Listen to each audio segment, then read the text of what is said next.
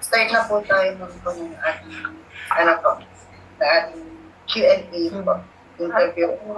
And first of all po, greetings po ma'am, and sorry for the late, late na-meet po natin. And we are fourth year communication student po from Batangas State University, the National Engineering University, Iba Campus po, and currently taking thesis po. And our title po ng thesis namin is Perceptions of Information Officers on the Use of Artificial Intelligence Basis for Communication Plan po. And meron lang po kaming na set of questions po para sa mga participants po or yung key requirements po namin, which is the information officers na po. And first po is, magpakilala po muna kayo for what agency or government office po. Okay, hello. Good evening. My name is Rio Arabel Salvacion. You can call me Ate Rio or Rio for short. I'm from the LGU Lipa. Although I am the Community Affairs Officer 2, ako po ay assigned sa Public Information Office Division ng Community Affairs Office. Po ma'am, and dadako na po tayo sa ating po actually together po and interview po. First po na question is, can you describe your role as an information officer and the kinds of communication tasks you handle daily po? Okay.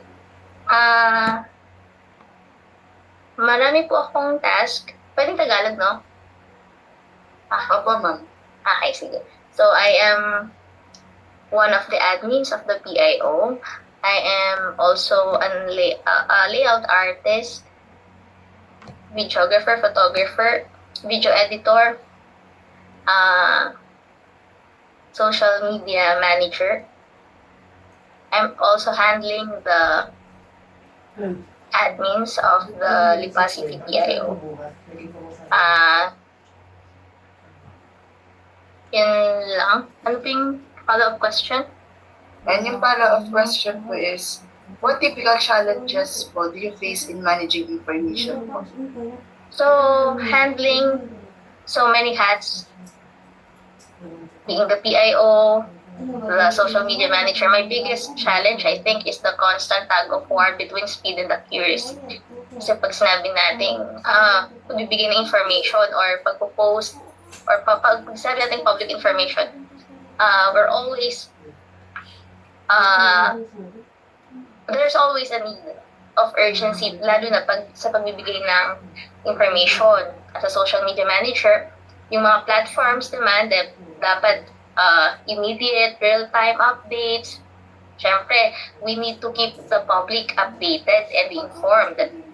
So, hindi maganda kung magkakaroon tayo ng unverified information. So, I think that's the biggest challenge, being or having this tug of war between speed and accuracy at the same time.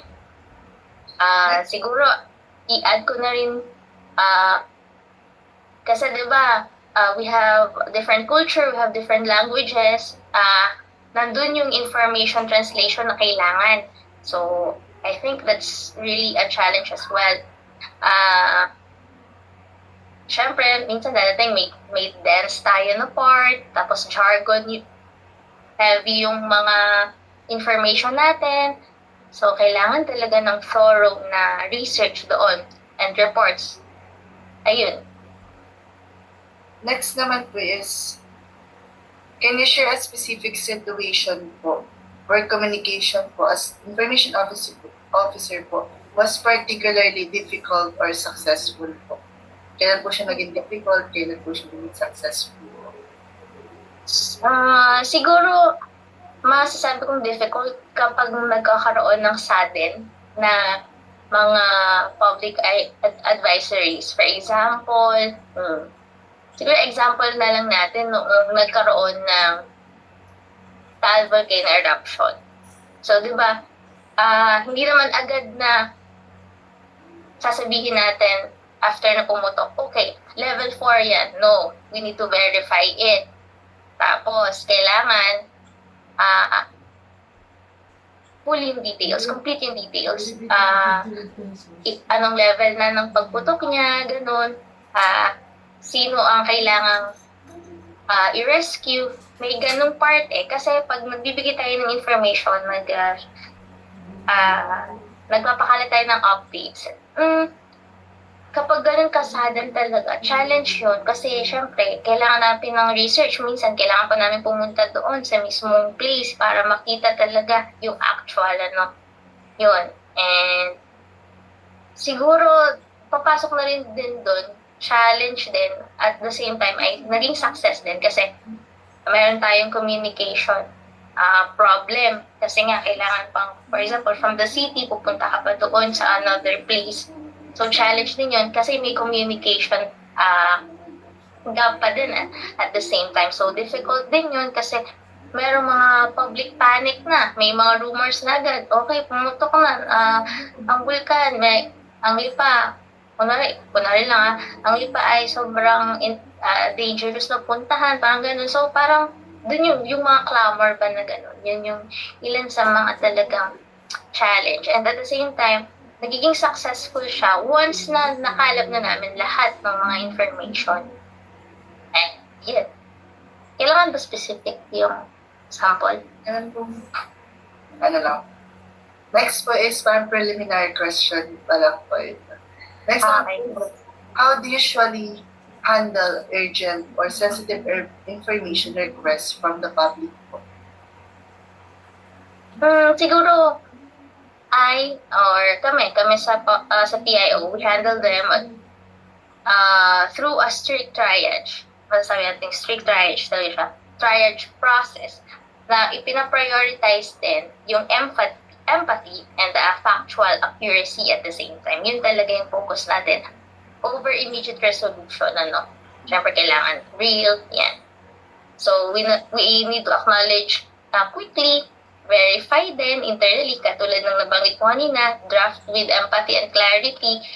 Napakahalaga, empathy and clarity. Siyempre, yung distribution ng accessibility din as well, yun. Next po is, ano na po tayo sa main KII question po. Okay. It's about the use of artificial intelligence po sa government po. Ano po, kung na po is, how do you personally define artificial intelligence in the context of government communication po? Ina-describe ko, ganun. How you describe or define po? Okay, sige. Siguro knowing na talagang napakabilis ng panahon at progreso, nakikisabay kasi, need natin makisabay, lalo na yung government. Wala lang akong stats, pero I think below or mga 10% to 20% lang yung nasa age na into AI and technology sa LGU. So, I think for me as an LGU employee, mahalaga na sa ngayon ang pagkakaroon, pag-integrate ng AI sa amin, sa LGU, knowing na kasi strategically speaking, we need that if ever na marami kaming tanong at need namin ng shortcut in a sense na nandun pa rin yung clarity and nandun pa rin yung accuracy. Ayun. Follow-up question naman po is, where did you first learn or discover about AI? Yun po ba sa training, media, or your personal experience nyo po? I could say na through personal experience din. Kasi dahil nga nasa linyahan tayo ng public information, kailangan din na mayroon tayong alam natin yung nangyayari sa ating paligid, updated tayo. So, yun. At dahil researcher din tayo, yun na kumbaga encounter natin siya. Next naman po is, can you share a story about how you first encountered AI in your professional or personal life po? I can describe it as a light bulb moment. Ayan. Kasi, for example, pag nandiyan na yung report, mayroon kaming 5 pages na report na kailangang kumbaga i-summarize, kailangan naka-bulleted form. So, yan, nagpapatulong tayo dyan kay AI. So, nung nakita ko talaga, ay, ganun pala kabilis, ay, ganito pala. Kadali lang. Wala pang, pag nag-AI ka, wala pang minuto, nandiyan na yung sagot. So, yun. And, yun, nabanggit ko na yung mga shortcut. Ang una kasi tinanong doon, ano nga ba yun sa Excel? Kailangan ko ng nakatatlong columns yung report ko. Binigyan ko lang siya ng header. Yun. Sabi ko, yung dali. Talagang nasa light bulb moment. Ganito lang pala. Ganito pala yung shortcut nun. Yan. Shortcut yung Nico. Yung kumbaga, formula ika nga sa Excel yun. Kaya sabi ko talagang light bulb moment yun. Kasi, kumbaga, for example, binigay sa akin 10 a.m. yung aming 5-page na report, tapos kailangan ko nga i-summarize. So, yun, na-summarize ko naman siya as soon as possible. Yun. Next naman po is, why do you think AI is relevant or not relevant to your work as information officer? We could say kasi na we are in the digital age na talaga. So, yung volume ng information and misinformation ay talagang kumbaga sa Iran at sa US ay naglalaban na talaga, no? So, I can give you 3 reasons kung bakit mahalaga yung AI. So, scalability, meaning, syempre, mamamonitor din yan, no? Si social media, minsan pag search tayo ng what are the latest news in the Philippines, magbibigay na agad siya. So, yun talaga. And makikita rin natin, pag sabi kasi natin scalability, malawak talaga siya. So, may public sentiment in real time yan. Then, yun yung mahirap mong gawin manually. Kasi diba pag magsa-search ka sa isang tab lang naman yun eh. Pwede ka mag-search sa madaming tab, pero ang focus lang talaga ng eyes, ng mind at ng hands mo dun lang sa isang tab kasi dun ka palang unang magsa-search. So talagang kaya nasasabi natin real time kasi at least pag may isa kang na-search, for example sa isang tab lang or search bar, pag ni-AI mo siya, magbibigay na agad yan sa ng sabay-sabay. Hindi mo na kailangan i-search isa-isa or manually na. Kunwari, meron ka pang notes, meron ka pang newspaper, meron ka pang magazines, hindi mo na kailangan siyang i-check because the AI could do that for you. It can summarize it for you. So, third reason, yan, accessibility din. As a layout artist kasi, I use the AI. The AI helps me talaga to generate yung masabing, example, yung text. Kailangan ko ng ganitong text. Kailangan ko ng ganitong photo. But, ini-edit pa rin natin siya. But at least, very accessible siya, di ba? And, siguro masasabi rin natin na pag mag-layout ka nga, kunwari, sa Photoshop, hindi ko alam ang shortcut ng pag-change ng color. So, I can search it. Very accessible as talagang free search engine. Search engine ko talaga si AI. And the third reason, so meron tayong scalability, meron tayong accessibility. I think the third one, yung efficiency. Kasi, kapag kasi researcher ka, SOCMED ka, PIO, napaka-busy ng work. I think, sabi ko nga kanina, so many hats na ilalagay ko sa ulo ko or sa palette ko, no? So, napaka-efficient lang talaga. Kapag mag-research ka, yung pag-format mo, and masa-simplify din yan, no? Yun. Ano naman po, sa part naman po ng not relevant, ano po, I think yung hindi kasi siya minsan, ang tawag sa term?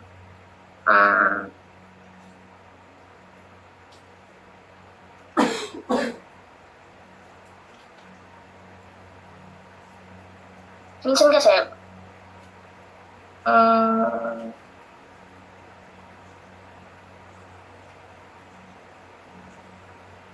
ano bang tawag? Okay. Minsan may gusto tayong itanong, for example, kay AI, pero hindi siya diretsyo. Parang yung mind natin at mind ni AI hindi magtutugma. So, yun, parang, tapos feel ko, yung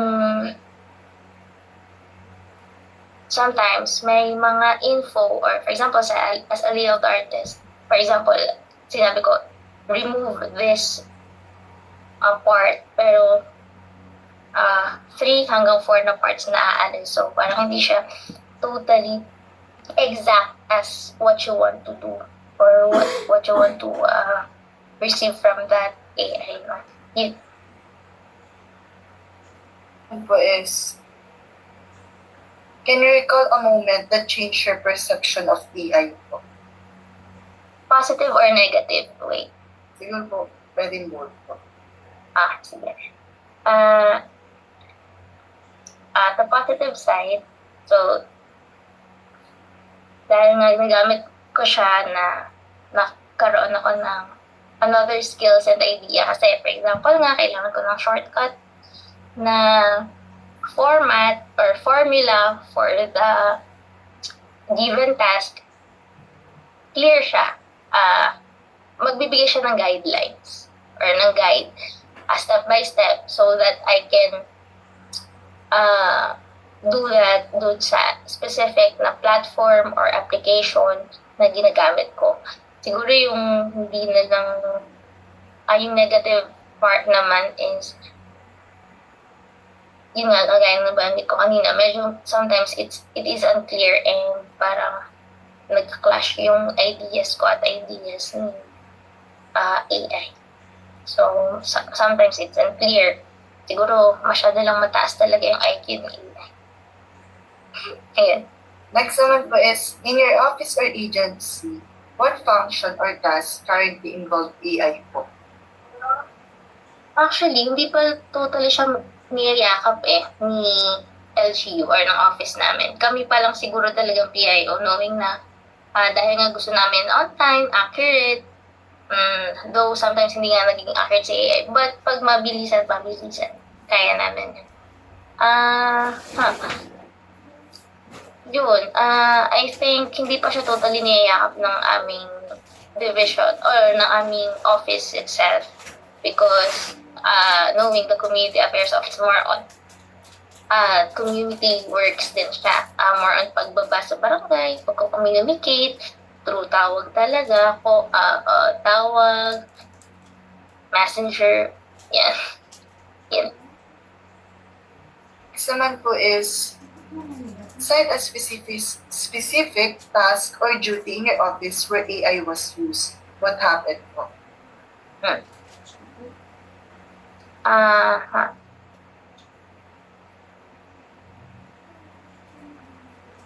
I think ang ma-share ko yung dito sa aming ginawang data banking. So, we need to summarize or kailangan namin ng report, summary report na, for example, sa educational benefit assistance, mayroon kami, for example, data na more than 10,000. So, kailangan namin makita doon kung sino ang failed, sino ang hindi failed, sino yung nag-aalangan, at sino naman yung pumapasa. So, 4 na categories. Hindi na ako, personally, hindi ko alam kung paano ko i-formula yun. So, nag-research ngayon ako kay AI. Kinuman ko lang siya kung paano makakategorize. Hindi paano pala. Kung ano yung formula para mahanap ko yung mismong sagot or formula doon sa aking gusto mo ipalabas na report. So, yun. Thankfully naman, nagawa po natin yun. So, nagkaroon tayo ng summary report na base doon sa gusto nating categories na lumabas. Yun.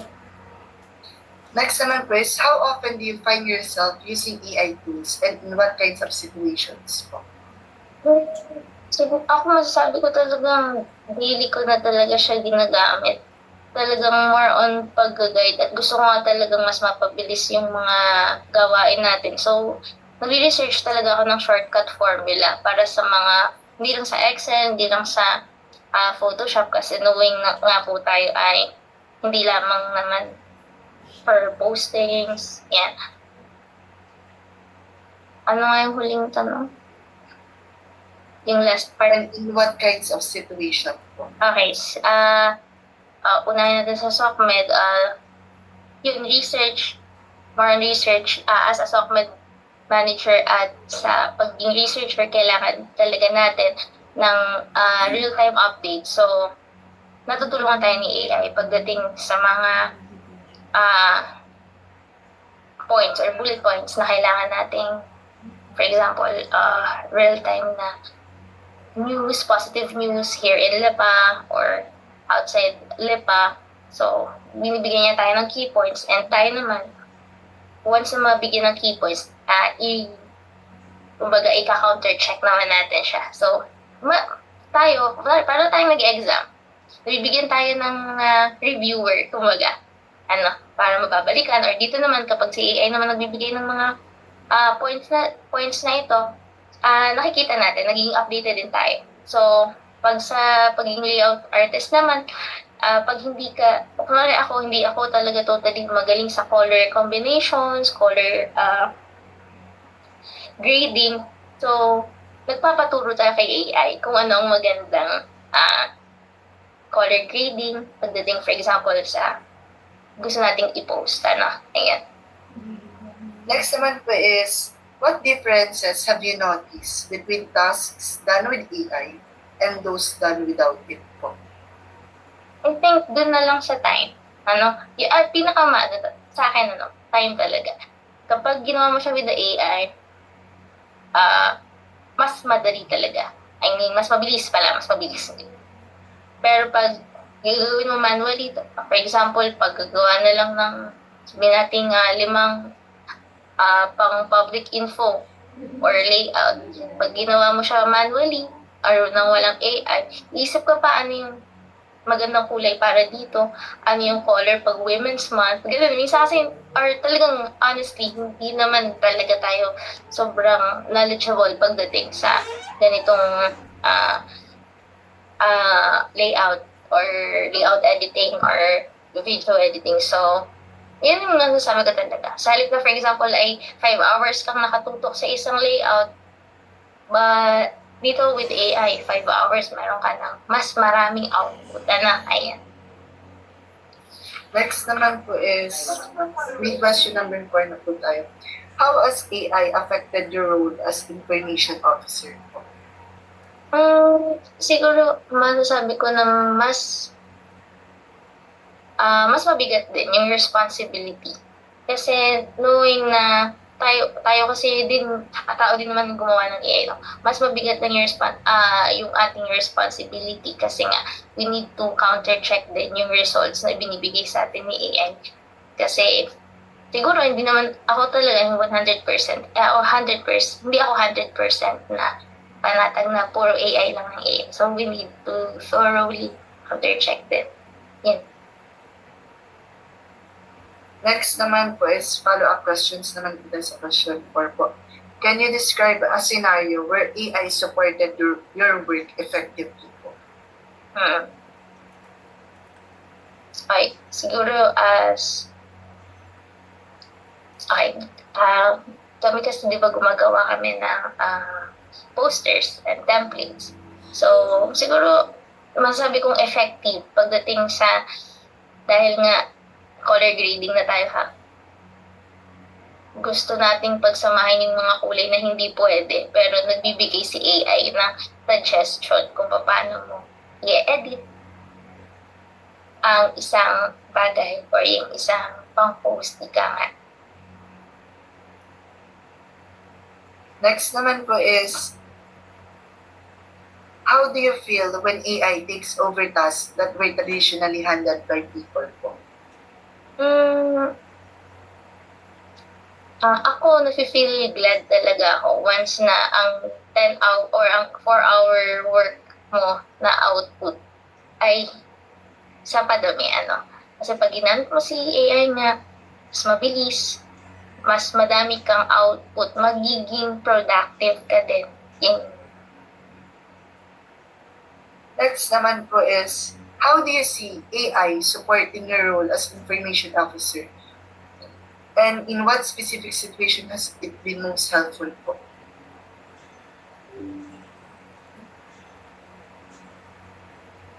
Number 4 tayo, no? How do you see AI supporting your role as information officer, and in what specific situation has been it most helpful po? I think, dahil nga dapat maging resourceful ang isang public information officer. Nagagamit natin si AI as one of the tools para mas maging resourceful tayo. Katulad na nga lang, pag mag-edit tayo ng mga for postings natin, reports needed, real-time updates, ayan. Next naman po is, how do you feel about implication of AI or artificial intelligence for job security po? Ako naman, feel ko lang na magiging best standard naman yan si AI at si public info.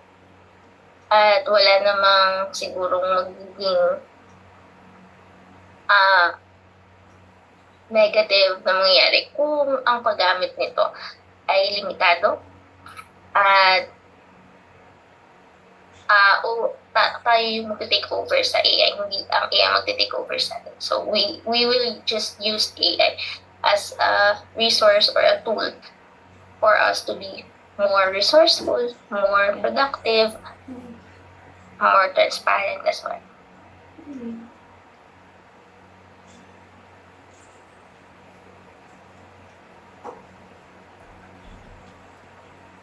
Best naka-mute. Okay. And po, sa main question 5 na po tayo. What specific challenges have you encountered when using AI in government communication, and how did you deal with them? Okay. Dahil nga si AI isang tool lang, isa sa mga challenges talaga is yung pag-counter check if it is a real one or not a real one. And challenge because not all, ito yung sa output, pag output na hinihingi natin kay AI. Syempre, for us, it is only a draft, hindi yun yung final na output. Output meaning, for example, isang layout na parang kailangan ng immediate na answer agad or immediate output na layout. So, kailangan may i-edit ka pa rin. For example, kailangan ko ng picture or puzzle na ganito. 3x3, for example. 3x3 na picture. Pero binigay sa'yo 3x4, 3x... yun. Kailangan pa rin natin i-edit. So, ang challenge doon is hindi talaga tayo totally 100% na makikita natin 100% din yung ibibigay ni AI sa atin. Kasi nga, hindi talaga natutugma yung ideya versus dun sa result or output. Next naman po is, the follow-up question na po tayo. Can you recall a time when AI-generated information raised doubts about accuracy or reliability po? Siguro sa research na lang, or kapag mayroong sentence na or paragraph na binibigay si AI. Minsan kasi ang vague. Ayun, vague yung binibigay na, for example, ay report. Kunwari, mag-search ako ang ulat panahon for today. ang nakalagay for example sa phone ko is 23 degrees Celsius pero ang reported 21. So yun, dun tayo hindi, parang sabi ko parang hindi nagtutugma talaga. So, dun.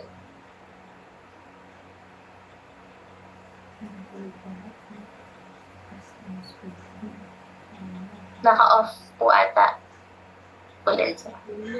Next po is, what ethical dilemmas have you thought about or experienced when using AI in communication?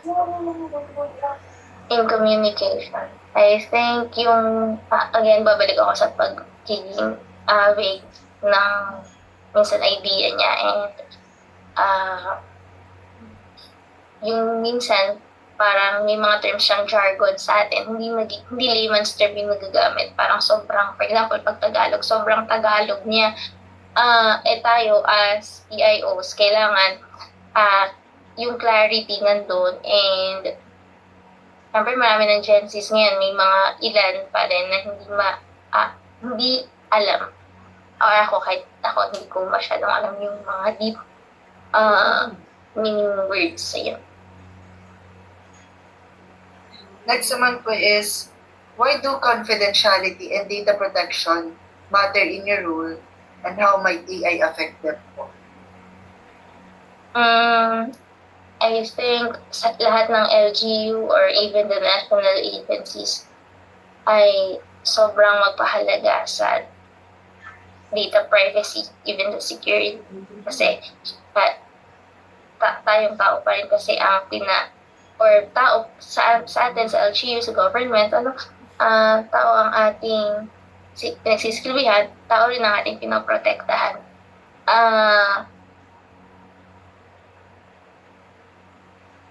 Hindi lang siya totally parang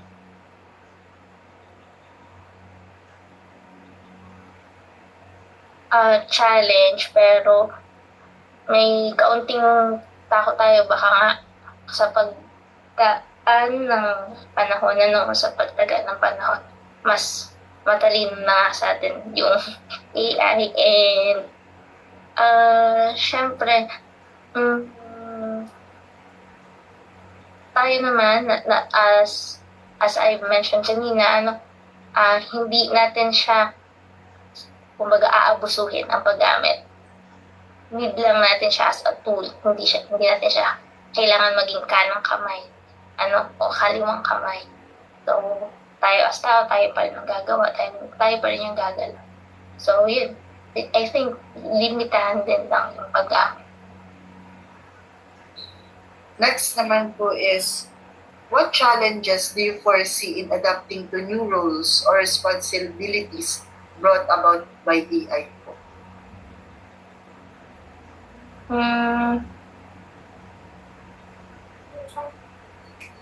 New rules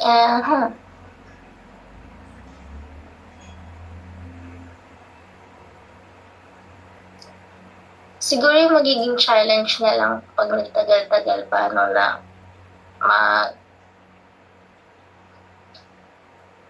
mas maraming jargons tayo siguro na ma-encounter at I think kasi din maraming AI ngayon na lumalabas. So, isa yun sa mga nakikita ko din challenges. Kung alin ba sa kanila yung pinaka mapagkakatiwalaan. Next naman po is, number 6 na po tayo. In your view, how can AI improve the effectiveness of communication in government offices po? Gaya ng aking nabanggit kanina, kasi kung productivity din lang naman or pagiging mabilis, malaking tulong itong ating AI pagdating doon. Kasi nga, mas napapabilis. At hopefully, maging hindi man parte ng katawan nga, sabi ko, ay maging tool ng bawat isa. At mas mapalawak nila yung skills and talents nila. Yun yung very important talaga. Pero sa tingin niyo po, paano po kaya ma-improve naman po? Dahil sa we're ever changing and ever evolving po na country din po. And paano po ma-improve ng AI yung sa pagkakaroon po para maging effective po yung communication when it comes when it comes sa government communication. Pag sinabing government communication within the LGU or between the LGU and between the public servants. Yes, pwede din pong between work and between LGU and public servants. Sa public, LGU and people po. Nabanggit ko kasi kanina, no, yung skills and talents. Siguro ang pagiging public servant kasi one of the skills din nila ay ang pagiging good communicator.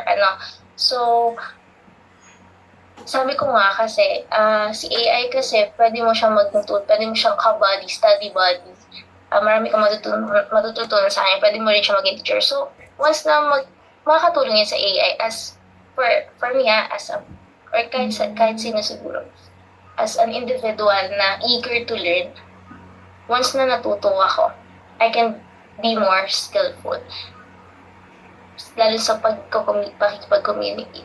Mas maraming terms na matututunan, ang grammar mo, and I think it can give, peace din between the communicators, the public servant as well. Yun po. Tama ba yun?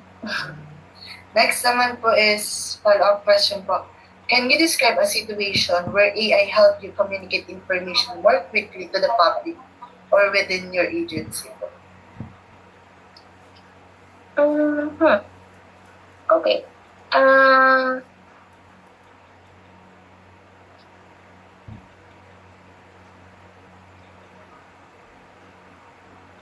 Di ba sabi natin kanina na speed up ni AI yung communication, lalo na for example sa adjustment ng announcement.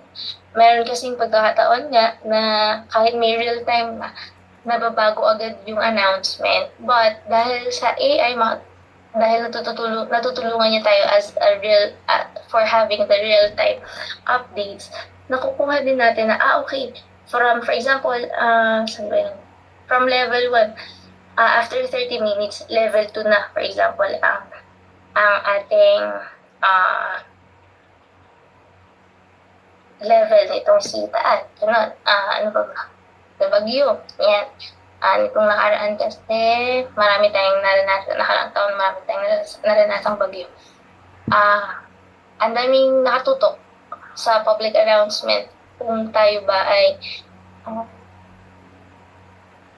magkakaroon ng suspension ng class or hindi magkakaroon ng suspension ng class. So, I think, di ba may mga AI na nagbibigay agad din ng mga updates. So, for example, kailangan ko na malaman kung sino-sino ba yung mga LGUs na nag-declare na walang pass.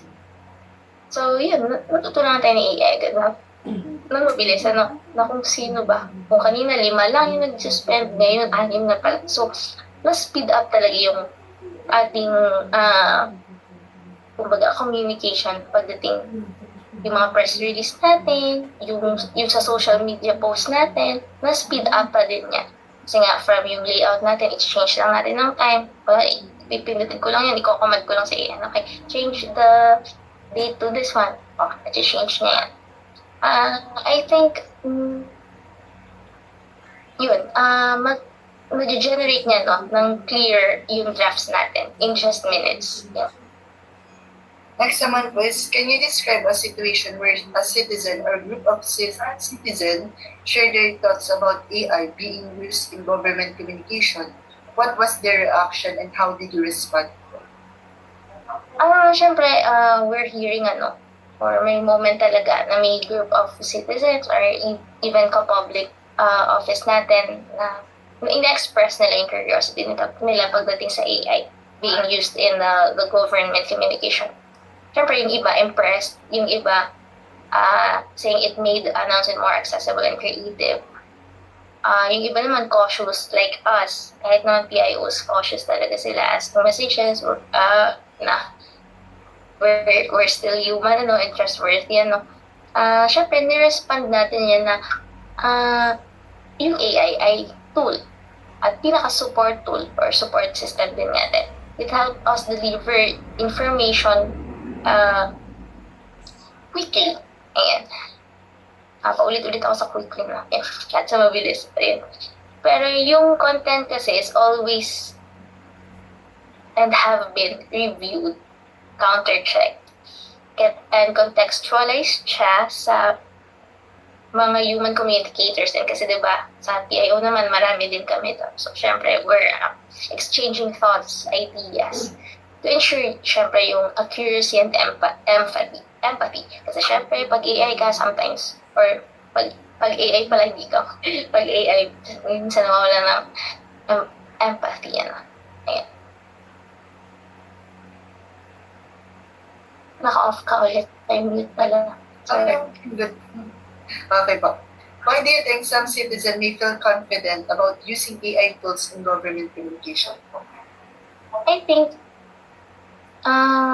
some citizens, they feel confident about AI because they see it is efficient.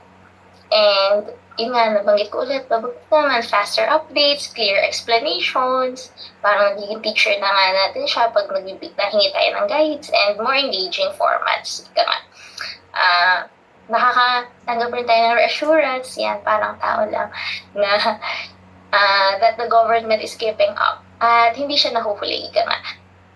To serve us with the technology and finding ways then to serve us or to serve the public even more better. Ano? And on the other hand, yung iba syempre hesitant kasi yung authenticity. Diba, kanina nga nabanggit ko, yung iba cautious diba? And nag-worry kung authentic ba na tao. Kung ito ba ay human-made, or hindi. So, natatakot din nila kasi baka may misinformation and yun nga let us be more honest na minsan talaga or napapadalas talaga na nawawala yung human touch ika nga sa official communication. Ayun. Next naman po is, on the other hand naman po, why do you think some citizens may feel hesitant about using AI tools in government communication? Siguro kasi syempre kapag may positive, may negative din. At feel ko si AI laging ganito eh. May katapat, kapag may positive, may katapat siya negative eh. Kung may easier niya, yung mga quick updates or clear or faster updates pala, sometimes it complicates naman ang communication in certain way. It can generate content that sounds polished. Yung nga, sabi ko kanina, may mga jargons tayo na I-encounter. Sometimes it lacks cultural nuance or local flavor. Yung sasabihin natin na, parang hindi makatao or hindi maka-Gen Z. Ganon. Ayan. Na-overwhelm niya kahit yung mga taong gumagamit. And syempre, the public as well. Kumbaga sa isang curator, naku-curate talaga niya. Parang curated carefully, very perfect, kahit hindi naman talaga gano'n. So, within the agencies, feel ko kailangan ng training and adaptation at the same time. So, yan. Kaya sometimes may hesitations tayo. Naka-mute ka ulit. So, next naman po is, how do you assess the accuracy and reliability of AI-generated information? So, gaya na nabanggit ko kanina, siya kasi ay support tool, or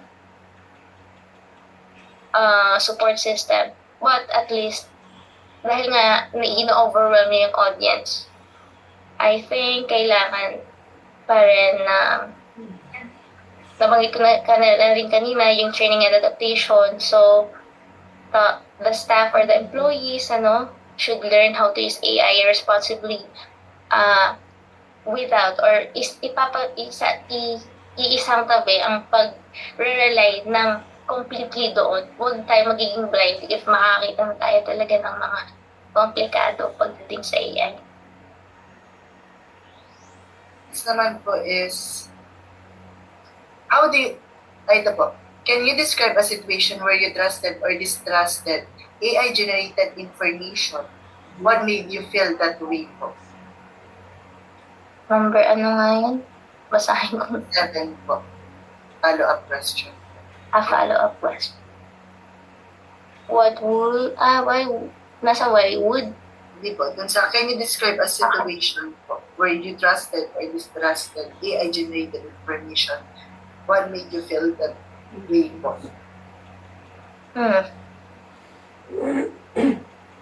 Honestly naman, kasi syempre nagiging, sometimes kahit sabihin kong huwag tayong maging reliant doon, dumadating ang panahon pag ikaw ay very challenged na and pressured na, for example, may layout, yung color na yun kahit hindi maganda for the posting, mapopost mo na rin siya kasi yung time mo, pressured ka na. So, I think really AI help ni naman sa pagko-construct but nang mas mabilis at clear na press release, social media post, or even the radio spill nga minsan nagsa-search tayo, pero feel natin na confident tayo pag nag-release tayo ng mga ganon, but at the same time, nadidistrust natin si AI output if it produced nga, or it is producing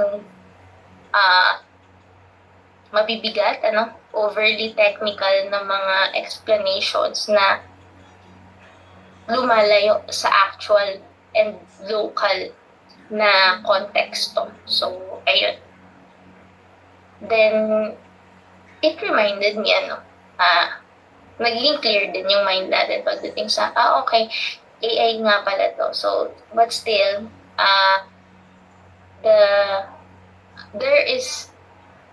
it is still needs human oversight. Katulad ng sabi natin kanina, counter-check, rechecking, para mas ma-ensure natin yung clarity and cultural relevance ng isang AI output.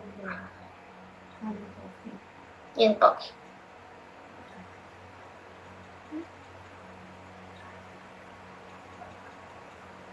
Naman po is, what safeguards do you think are most important to ensure responsible use of AI in government communication? I-relate ko siya sa sinumpaan ng mga government employees. Transparency and accountability. And human review or counter-checking of the output. Siyempre, kailangan lahat ng message, ito sa messaging kasi information tayo, hindi lang sa ating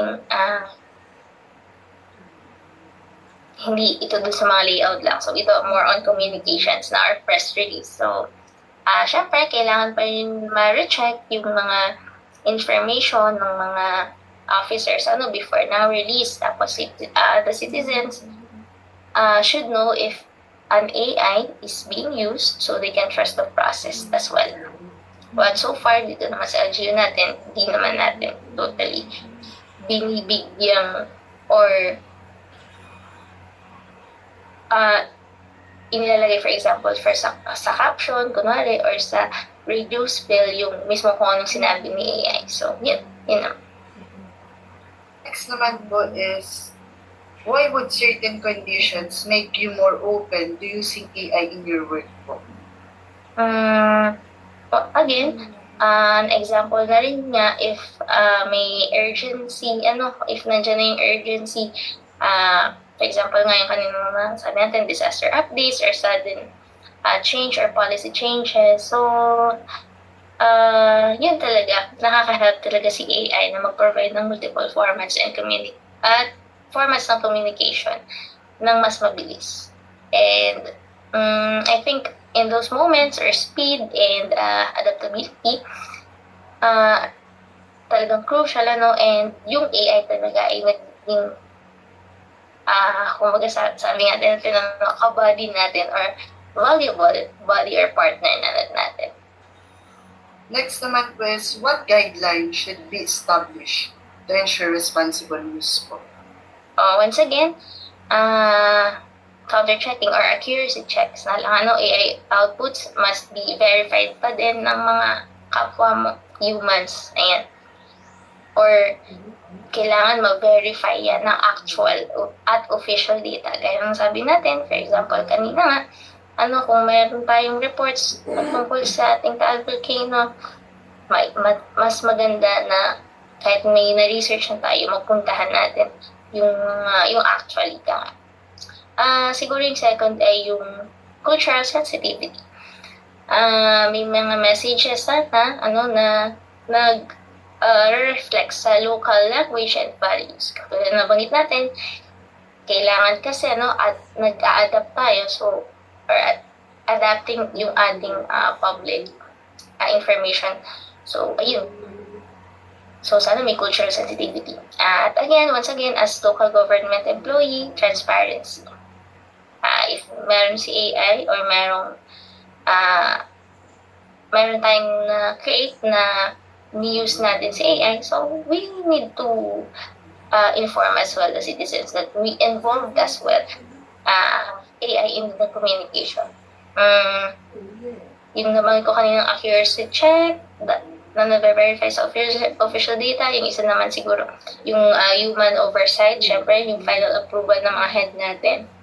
And third is,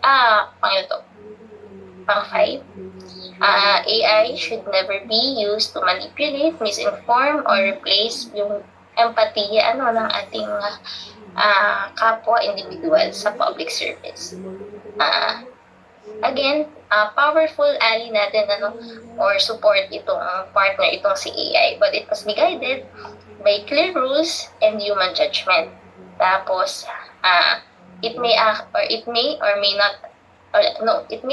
accelerate the communication, but syempre dapat yung trust natin na bibuild din natin yan. And citizens should be informed as well.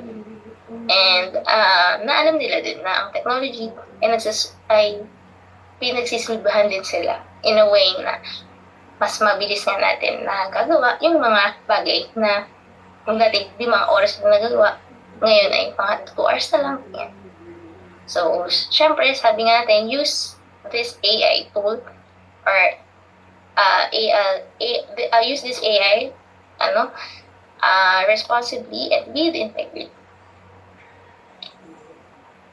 Next naman po ma'am ay sa 8 na po. Under what condition would you consider AI use in government offices acceptable and beneficial? I think I will not talk in behalf of the all government offices, but still sa amin talaga sa PIO it is may be acceptable and beneficial talaga sa amin. Yun lang siguro. Or if ever, for example, si personal office or HR, I think hindi man sa practice, but mabigyan din nila ang mga mga government employees ng mga ganitong pag-aaral din, para naman lahat ay kumbaga kanya-kanyang adaptability, but at the same time kung may magtuturo mas maganda. Next naman po is, what changes do you expect in communication practices if AI is fully integrated po?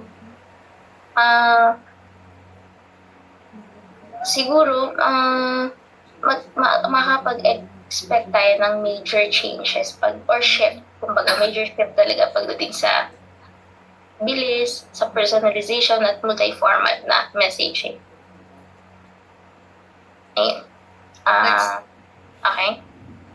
Next naman po is, how do you envision your role as information officer evolving in the next 5 to 10 years with the use of AI po? Okay, siguro syempre change yung tanging change lang yung yung constant So siguro 5 to 10 years I envision my role as evolving from being primarily or a basic content creator to becoming a content curator and strategist kasi nga lagi tayong nahingi ng tulong or ginagawa nating educational material itong CA. So I think mas magiging curator na rin tayo and strategist. Mas mabilis tayo, ganun. Tapos yung AI nga gine-generate niya kasi yung drafts and na-analyze niya rin yung audience sentiment. Ayan. Siguro, kasi nga major shift and then but still it will still need human oversight para ensure natin yung accuracy, empathy, at cultural relevance. Siyempre, yung role natin will be to guide AI outputs and add human touch at the same time. And make sure na yung communication ay nagre-reflect pa rin sa values and identity ng ating community. Next naman po is, why do you think AI will reshape local government services and in what ways po? Okay, so hindi man yun, but sana ma-reshape niya more responsive ang ating local government or kahit anong government agencies and citizen-centered pa din. Siyempre, real-time updates, yun talagang napakahalaga lalo na sa mga emergencies.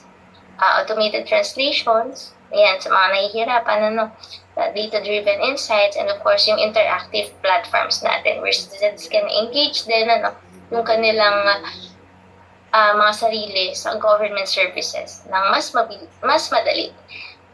And yung, syempre, yung feedback, ayun.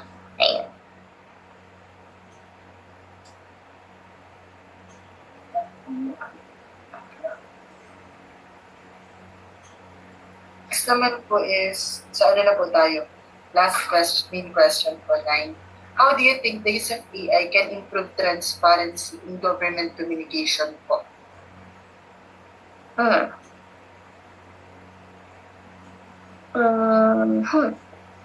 Paano nga ba? Siguro, syempre kailangan, di ba, accountable and transparent, So, the AI may or can improve transparency in government communication, syempre by making the information timely, on time lagi, more accessible and traceable, ika. For example, if yung city mag-release na announcement about our rate adjustment, for example lang, AI can instantly generate versions of messages for the social media, radio, and official websites. And yung transparency naman, in practice, would mean citizens see not only the announcement but also the clear note that the draft was AI assisted as well. But, of course, it must be reviewed pa din ng human officers or mga individuals. That way, I think the people will understand both the origin and the process ng ating communication. Yun. Next naman po tayo, sa follow-up naman po tayo. Sa follow-up question po, can you share an example of what transparency would look like in practice when using AI tools? Kaya nabanggit ko, I think, yung ma-review yun ng mga officers, yung ating mga sinasabing AI generated or AI output. So, I think yan. Next po ay, How should government officers communicate the use of AI to gain public trust po? Mhm. Siguro, uh, if the government officers will communicate with the people na it is or the AI is openly used and framing it as only a support tool. Kasi nga dapat malinaw yan na hindi lahat ng ginagawa ay kailangang AI generated. Ayun. It is just a tool na mag-help sa atin na mag-deliver faster, clearer, having a clearer information, at syempre, minamaintain pa din yung human accountability. Next naman po ay, what kind of materials po would help people better understand the use of AI po? I think katulad ng kanina, sabi ko, may mga hopefully ang ating personal magkaroon or HR magkaroon ng seminars, So, with that, para naman mas maintindihan din ng mga people, hindi lang ng ating public servants, siguro magaling or mas okay na gumamit tayo ng infographics, mga explainer videos, yung usual na nakikita natin, mga FAQs, and case studies, showing how how AI improves communication without compromising nga yung nabanggit natin kanina na accuracy at empathy, of course, the transparency and accountability of each person na gumagamit ito. At sabi nga natin, simpler and clear na language, yun talaga yung para sa mga citizens natin na kung papaano o kung sino at ano si AI. Kung ano kaya niyang gawin, hindi niya kayang gawin, at hanggang saan lang siya. And how it will benefit them as well. Next naman po is, how do you think AI-related communication can be made clearer para po sa public? Nabanggit ko na nga rin kanina. Training for staff, then clear guidelines, then and yung number Okay, tama. Ayun, I think siguro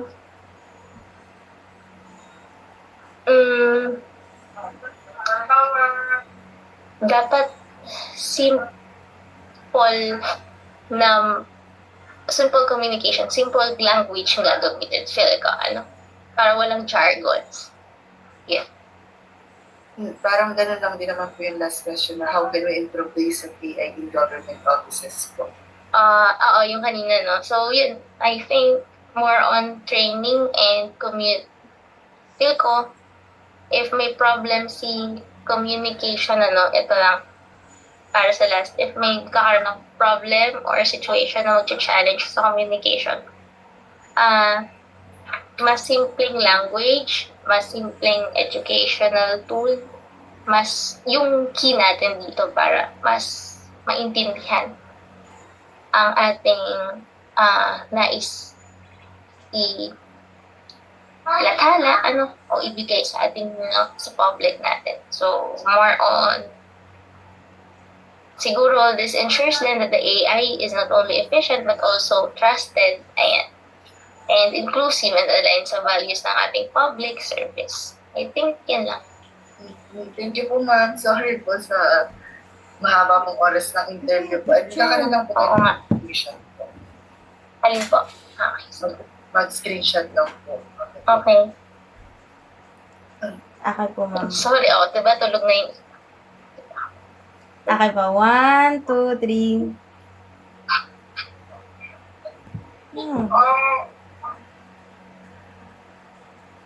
Okay na pa. Yun, ma'am. Thank you so much po. Nabigay pala po ni Ma'am Nicole po yung token po at saka yung papapirmahan po. Nakamit po. Yes, opo, natanggap po po. Thank you po sa inyo. Thank you so much din po, ma'am. Good luck sa inyo. Opo. Thank you po. Bye-bye. May sinasabi pa, hindi ka na makakaimik sa mundo eh. Habol eh, si Ira sa screenshot. Say, ate Ira! Airclip eh, kanina, ate Ira. Ulang ka nene. I-edit ko nene mukha mo din eh. Ikaw. Eh, wala ka eh. Abi, wala ka eh.